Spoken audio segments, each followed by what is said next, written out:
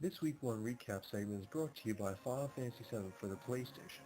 Enjoy over 40 minutes of pre-rendered full-motion video as you play as Cloud, Tifa, and many more.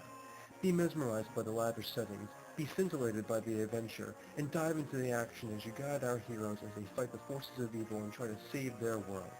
Get Final Fantasy VII, only on the PlayStation.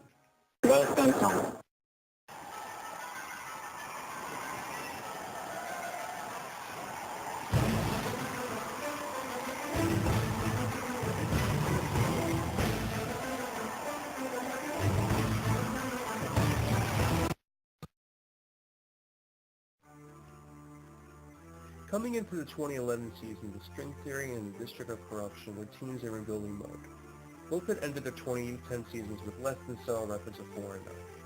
This year, though, through trades and drafting, both looked to take on the division leaders Hoya Destroyer and TK Baja, but first they would have to get back past each other. With the NFL season starting early this week, Corruption would get a jump on Venice. Colston, who would have 6 points but was injured in the game, and Graham with his 11 would help them out to an early 17-0 lead. Starting at the 1 p.m. hour on Sunday, Theory would counterpunch with a nice chunk of his lineup. First in the docket was Josh Freeman with his 14 points. LaShawn McCoy continued his greatness from last season and gave a nice boost to Theory with 25 points.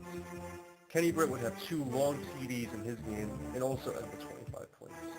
Greg Olson was a new face in a new place, but still put up a respectable 7 points. However, everything wasn't peachy for Theory, as their Chiefs defense would not contain Ryan Fitzpatrick, and they would actually end up the day with negative 4 points. On the other side of the aisle, Corruption had 2 guys going at first. Was Tim Hightower, who had sliced and diced the Giants defense with 15 points. And rookie kicker Alex Henry finished off the 1 p.m. games with 7 points. So after the afternoon games, Theory would take a lead 67-39. A big blow would occur at the beginning of the 4 p.m. games. All-pro kicker Nate Kading would go down for Theory in his late-breaking event. He confirmed that he has a torn ACL and will miss the remainder of the 2011 season. Frank Gore for Corruption would pick away at the Theory lead with 6 points. So heading into the nightcap, we had a score of 67-45, still in favor of Theory. The big guns would come out for Corruption. First on the list would be Tony Romo, who was bouncing back from a collarbone injury from last year. He didn't miss a beat with 17 points.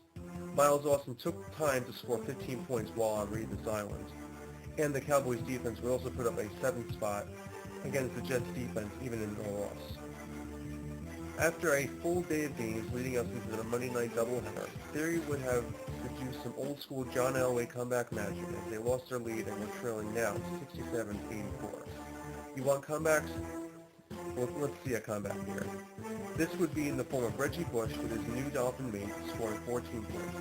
It was also the stellar play of one Wes Walker, who would not only score a team-high and season-high 28 points this week, but one of this was a 99.5 TD reception. Wow. So when it was all said and done, we had a final score of 109-84. Theory and his matchup sent a shot over the bow in the Dodgers division, telling everyone that they are for real this year. To truly change mindset, they'll have to do it again next week when they go up against another division rival and division winner last year, Kiki Baja's revenge. Corruption will have to shake off this loss and regroup next week as they go up against the 1-0 Taichung Thunderdomes.